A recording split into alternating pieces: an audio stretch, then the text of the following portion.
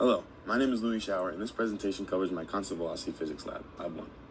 The purpose of this lab was to observe an object moving at a constant velocity, create a computational model of its motion, and compare the real-world results to the model.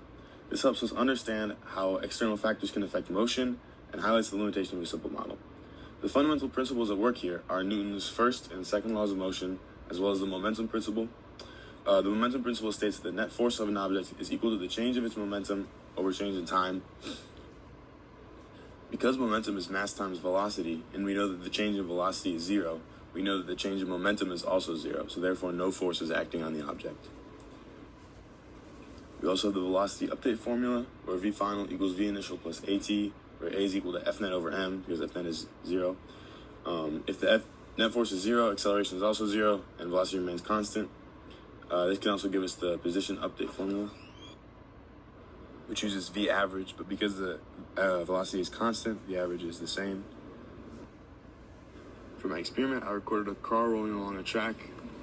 Video as follows. Go.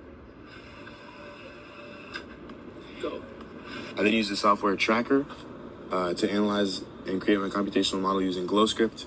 So I selected a section of the video after my hand was no longer pushing the car, assuming a net force of zero.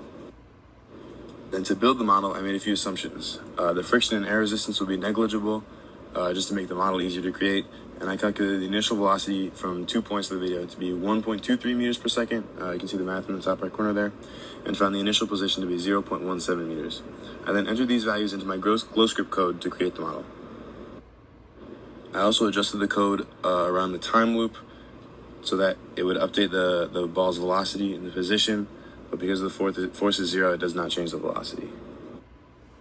So if we take a look at the results, the graph of the real data shows that the position of the car increased linearly over time, while the velocity remained relatively constant. The computational model also produced a linear position versus time graph and a perfectly flat velocity versus time graph, as expected with our constant velocity assumption.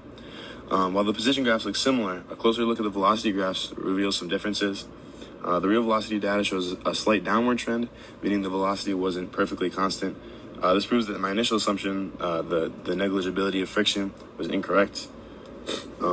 Another source of error was camera lensing, which distorted the data. On a larger scale, the graphs make the model and the real data appear more similar, but the slight variations are important to look at.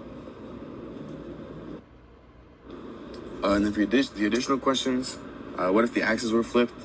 If the axes were flipped from x to negative x, the initial position and velocity would change signs, but the absolute value of each number would remain the same. So the position would be the same, just negative.